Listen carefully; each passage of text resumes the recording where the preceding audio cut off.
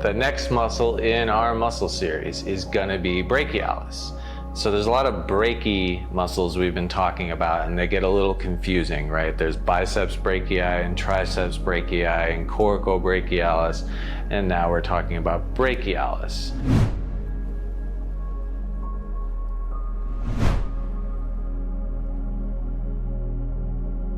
So brachialis, which is the big power muscle of flexion of the elbow, attaches right to the middle of the humerus up in here and then comes down. And it actually attaches just to the ulna and a little further down than you might think, right? We think of the elbow as here. However, brachialis comes down a little bit further away from the elbow crease and attaches to something called the coronoid process of the ulna being this bone of the forearm. And if you think about that, having it attach a little bit further down, and honestly fascially it probably comes way down into the forearm, not just attaches right here where you see it in the books.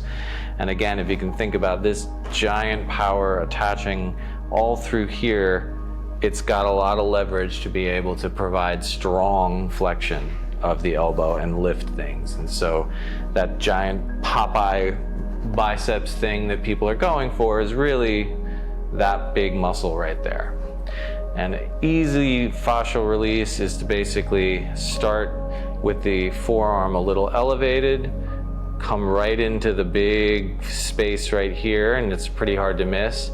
And just contact with fingers here, sink into the muscle and slowly extend and release the forearm.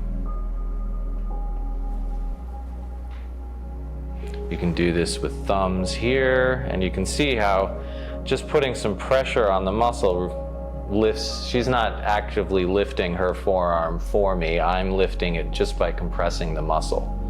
That's how powerful it is. All right, and so I can come in here with my thumbs, and then now that you're lifted, can I ask you, I'm just gonna keep my thumbs right where they are and have you extend nice and slow through my thumbs.